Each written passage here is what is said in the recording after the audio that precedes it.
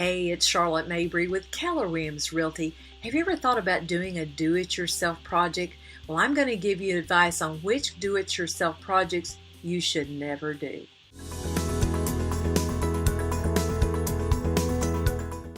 Hey, thanks for hanging out today on our video blog. We're going to be talking about do-it-yourself projects, but before we get into that, if you're thinking of buying or selling, we've got some great information here on our video blog. Just look at those buttons down at the bottom and pick and choose. We'll be glad to get that information for you. You know, I have found that people today, when it comes to do-it-yourself projects, we all like to watch HGTV, but not everyone really understands all the aspects of which end of the screwdriver you hold on to, right? Some of us are great do-it-yourself folks and some of us are not. But there's some projects that more than likely you should have someone else do. These all add value to your home, but maybe you should get some professional help. Number one, we watch on HGTV, we see these beautiful moldings that get added around a room.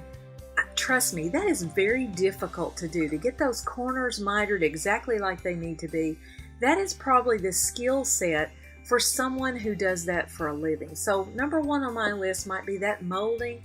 Probably good to get a professional to help you with that. Now, refinishing a floor, taking those carpets up and looking at that beautiful hardwood, those floor refinishing, that is a great thing to add value. However, it can be a complicated process. So that might be something, a do-it-yourself product that you don't do yourself. Get the professional when it comes time to refinishing that floor. Here's something I would absolutely say. Anything with electrical work, be very careful. While you don't necessarily have to have an electrician's license to do things, messing with electrical, that can be a little scary. So as your mama, be careful when it comes to electrical work. You want to be careful with that. Tiling. You know, everybody's putting up that subway tile in their bathrooms and behind the backsplash in their kitchen. It's beautiful. But again, that's something for probably a little more of a seasoned professional. You just don't start out at your very first do-it-yourself project by putting up tile. That's just something to think about. Hey, roofing. There's another thing like electrical. You can really get hurt with that. So while it might be enticing to save some money and put on your own roof, I would definitely farm that out to someone else.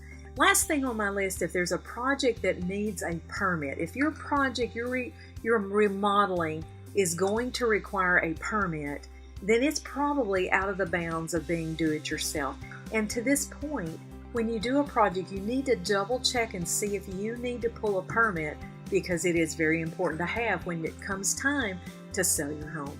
You know, if you'd like a list of the do-it-yourself items or even any of these items that add value to your home and what the potential return is on that, we've got that list for you.